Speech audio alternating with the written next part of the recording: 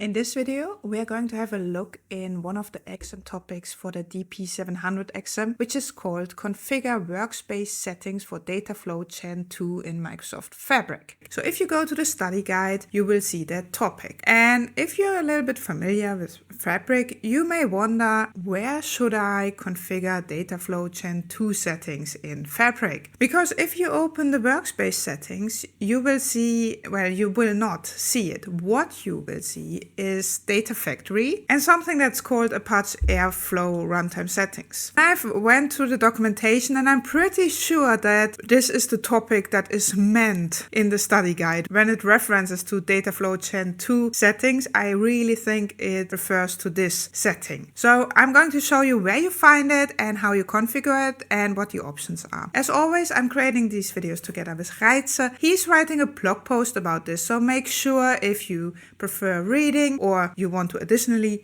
read about this topic to go to his blog. I will put the link in the description of this video. Now let's have a look into how this works. When we open Fabric and create a new workspace or go to an existing workspace, we can scroll down to Data Factory and open Apache Airflow runtime settings. So when we do that and click on that, we get this selection. You see Apache Airflow runtime settings, and the pool for workspace is the starter pool. As long as the starter pool is selected, everything else is grayed out. So you see the compute node size is large and we can't change it. We can't enable auto scale and we can't add extra nodes. So the starter pool is the default.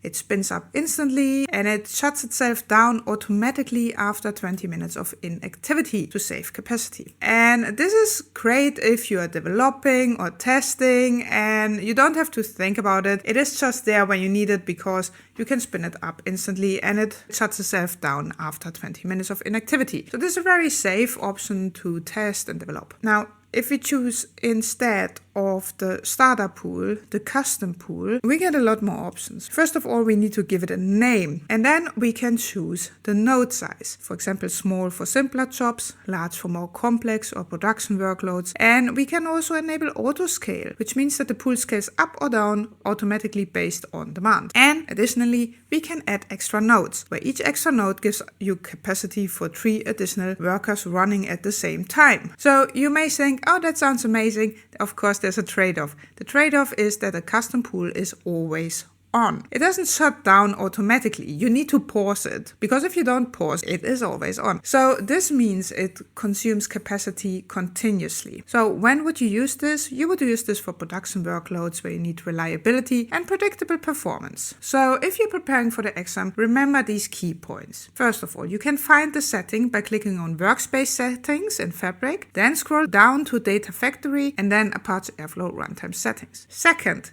the starter pool is the default. It spins up instantly, it shuts itself down after 20 minutes of inactivity, and it has this fixed large size for the compute nodes. Third and last, the custom pool is for production. It's always on, you can configure the size, it supports auto scale and extra nodes. So this is a quick summary about these workspace settings. Let me know if this helps.